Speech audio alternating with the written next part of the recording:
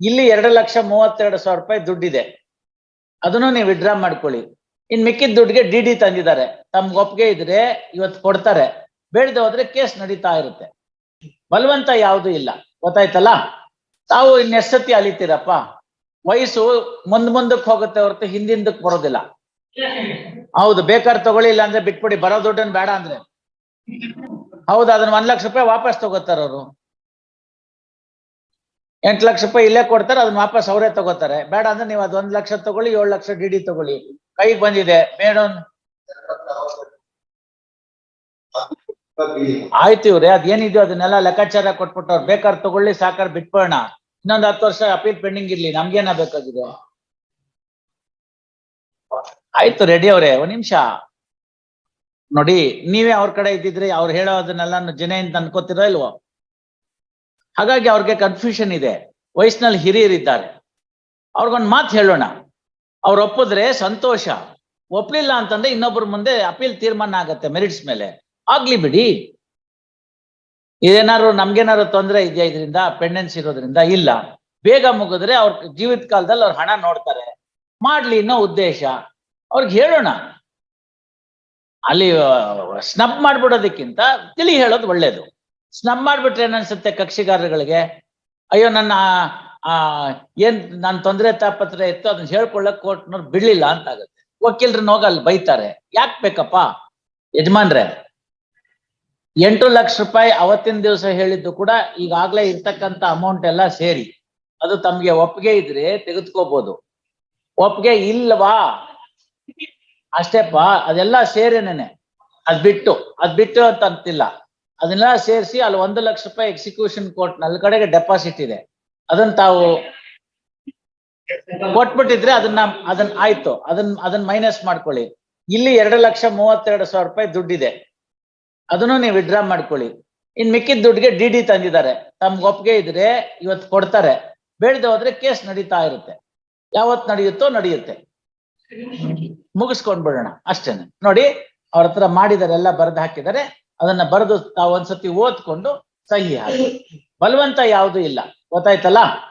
ತಾವು ಇನ್ನೆಷ್ಟು ಸತಿ ಅಲಿತೀರಪ್ಪ? ವಯಸ್ಸು ಮುಂದಕ್ಕೆ ಹೋಗುತ್ತೆ ಹೊರತು ಹಿಂದಿಂದಕ್ಕೆ ಬರೋದಿಲ್ಲ. ಆ ಕಾರಣದಿಂದ ಅವತ್ತು ತಾವೆಲ್ಲ ಯೋಚನೆ ಮಾಡಿ ಸರಿ ತಪ್ಪನ್ನೆಲ್ಲ ನೋಡಿ ನಿಷ್ಕರ್ಷೆ ಮಾಡಿ ಒಪ್ಕೊಂಡಿದ್ದೀರಿ. ಇವತ್ತು ಮುಗಿಸೋಣ. ಆಯ್ತು, ತಮ್ಮ ಕನ್ಫ್ಯೂಷನ್ ಕರೆಕ್ಟ್ ಆಗಿದೆ. ತಮ್ಮ ಕನ್ಫ್ಯೂಷನ್ ಬಗ್ಗೆ ಯಾರಿಗಾರು ಡೌಟ್ ಬರೋದು ಸಹಜ, ಬಂದಿದೆ ನಿಮ್ಗೂನು. ಈಗ ಅದನ್ನ ತಿಳಿ ಹೇಳಿದೀವಿ, ಆ ಪ್ರಕಾರ ಮುಗಿಸ್ಬೇಡ. Yes mister, everything is clear? No more confusions? Yes, all right. ಆಗತ್ತೆ, ಕೆಲವು ಸಂದರ್ಭ ಹಂಗಾಗತ್ತೆ, ಏನ್ ಮಾಡಕ್ ಬರಲ್ಲ. ಅವ್ರಿಗೆ ಹೇಳಿ ಅದನ್ನ ಸಹಿ ಮಾಡಿಸ್ಕೊಳ್ಳಿ, ಬರ್ಕೊಳ್ಳಿ. ನಿಮ್ಮ client ಇದ್ದಾರಪ್ಪ.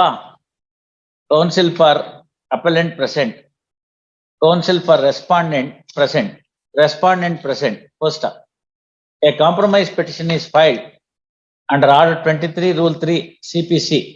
First, contents of the compromise petition is read over to the respondent. First, respondent has agreed that the terms of the compromise petition depict the true terms of settlement. First, he also submits that there is no force, undue influence or coercion in reaching out the terms of the compromise. First, on behalf of the appellant, Shri Shankar Reddy has signed the, Tave sign madidira, Shri Shankar Reddy has signed the affidavit. They signed the compromise petition. Tam ಕೈಗಾರ ಹಾಕಿದಾರ, ತಮ್ಮ client ಹಾಕಿದಾರ, ಅದೆಲ್ಲ ಬೇರೆ ಕಡೆ ಇದಾರಲ್ಲ ಅವರು. And submits that appellant is agreeable for the terms of settlement, and he has instructed Shri Shankar Reddy to sign the compromise petition. First, next para. Therefore, there is no force, and therefore, there is no impediment for this court to accept the compromise petition and dispose of the appeal in terms of the compromise petition. Accordingly, following order, appeal stand disposed of in terms of the compromise petition. First, in terms of the compromise petition.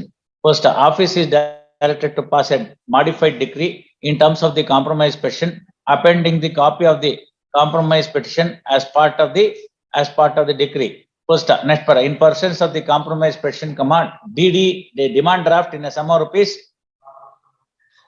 4,38,000 rupees is tendered by the counsel for appellant to the respondent and the same is acknowledged by signing in the order sheet. First, amount in deposit in a sum of rupees 2,32,000 is 2,62,000 is ordered to be returned to the respondent. ಅದೇನ ಇದ್ರಲ್ಲಿ ಇಟ್ಟಿದ್ದೀರಾ ಸುಮ್ನೆ ಹಂಗೆ ಇದೆ ನೋಡಿ, ಅದೇನೋ general order ಏನೋ ಆಗಿರುತ್ತೆ. Order sheet ತೆಗಮ್ಮ, general order ನಾವೆಲ್ಲ ಡೆಪಾಸಿಟ್ ಇಡ್ಸಿದ್ವಿ, ಇದ್ರೆ ವಿತ್ ಅಕ್ರೂಡ್ ಇಂಟ್ರೆಸ್ಟ್.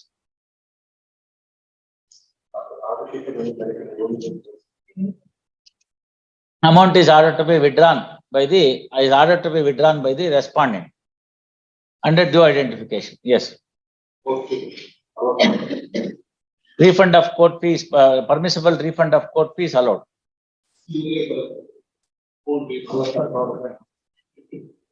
ಹಿಂಗೆಲ್ಲ ಬೇಡ. ಏನ್ ರಾಜ್ಯ ಆಗಿತ್ತು ಅದು ಆಗ್ಬೇಕಷ್ಟೆ. ಇಷ್ಟೊತ್ತರ್ಗು ತಮ್ಗೇನ್ ಹೇಳಿದ್ನೋ ಅದು ಅವ್ರಿಗೂ ಅಪ್ಲಿಕಬಲ್ ಅಲ್ವಾ? ಅಲ್ಲಿ ಒಂದ್ ಜನರಲ್ ಆರ್ಡರ್ ಮಾಡಿಸಿದ್ವು ನಾವಿದ್ದಾಗ. ಅದೇನಾಗಿತ್ತು ಅಂದ್ರೆ ಏನಾದ್ರು ಅಮೌಂಟ್ ಡೆಪಾಸಿಟ್ ಅಲ್ಲಿ ಇತ್ತು ಅಂತಂದ್ರೆ ಅದನ್ನ ಬ್ಯಾಂಕ್ ಡೆಪಾಸಿಟ್ ಮಾಡಿ ಅಂತ. ಆತರ ಏನಾದ್ರು ಆಗಿದ್ರೆ ಸ್ವಲ್ಪ ಇಂಟ್ರೆಸ್ಟ್ ಬರ್ತಿತ್ತು ಅಂತ. ಏನ್ ಮಾಡೋದು?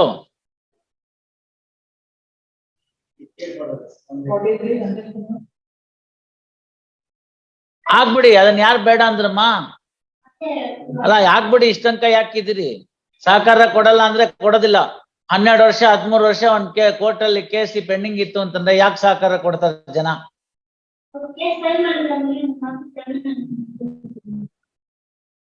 ಅಲ್ರಿ, ಒಬ್ಬ ಡಾಕ್ಟರ್ ಹತ್ರ ಹೋಗ್ತೀರಿ ತಲೆನೋವು ಅಂತ, ಅವ್ರು ಗುಳಿಗೆ ಕೊಡ್ತಾರೆ, ಸರಿ ಹೋಗಲ್ಲ. ಮುಂದಿನ ವಾರ ಹೋಗ್ತೀರಿ, ತಿರ್ಗಾ ಇನ್ನೊಂದು ಗುಳಿಗೆ ಕೊಡ್ತಾರೆ, ಸರಿ ಹೋಗಲ್ಲ. ಮುಂದಿನ ವಾರ ಹೋಗ್ತೀರಿ, ಇನ್ನೊಂದು ಸಿರಪ್ ಬರ್ಕೊಡ್ತಾರೆ, ಸರಿ ಹೋಗಲ್ಲ. ಮತ್ ತಿರ್ಗಾ ಡಾಕ್ಟರ್ ಹತ್ರ ಯಾಕೆ ಹೋಗ್ತಾರೆ? It is as simple as that ಅಲ್ವಾ? 13 ವರ್ಷ ಆಗಿದೆ ಅಪೀಲ್ ಆಗಿ, ನೀವೇನು ಅವ್ರಿಗೆ ರಿಲೀಫ್ ಕೊಡ್ಸಿಲ್ಲ, ಯಾಕೆ ಬರ್ತಾರ ನಿಮ್ಮ ಹತ್ರ?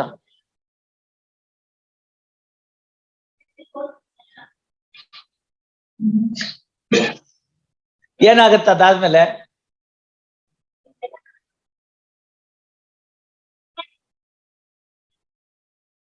ಅದನ್ನ ಈಗ್ಲೇ ಮಾಡ್ಬೋದಾಗಿತ್ತಲ್ಲ, ಇವತ್ತೇ ಅದಕ್ಕೋಸ್ಕರ ಕೇಳ್ಬೇಕಾ?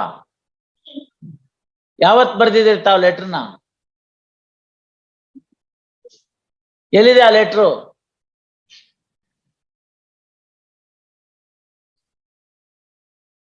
ಅಕ್ನಾಲೇಜ್ಮೆಂಟ್ ಅಲ್ಲಿ ಬಂತಲ್ಲ, ಹಾಕ್ಬಿಡಿ. ಅದನ್ನೆಲ್ಲ ಸೇರ್ಸಿ ಒಂದು ಫೋಟೋ ಕಾಪಿ ಹಾಕಿ ಮೆಮೋ ಆಫ್ ರಿಟೈರ್ಮೆಂಟ್ ಇವತ್ತೇ ತಗೋತೀನಿ. So that I will order for court notice. ನಾ ಹೇಳೋದು ನಿಮ್ಗೆ ಅರ್ಥ ಆಯ್ತಲ್ಲ? ರಿಟೈರ್ ಆಗೋದಾದ್ರೆ ಇವತ್ತು ಮೆಮೋ ಹಾಕಿ, ಇಲ್ಲದೆ ಹೋದ್ರೆ ಮ್ಯಾಟ್ರ್ ಪೆಂಡಿಂಗ್ ಇರ್ಲಿ. ಬರ್ತೀನಿ ಅಂದ್ರೆ ಬರ್ಲಿ ಬಿಡಿ. Pass over. Narasimhamurthy. Page 19, 41. Page 20.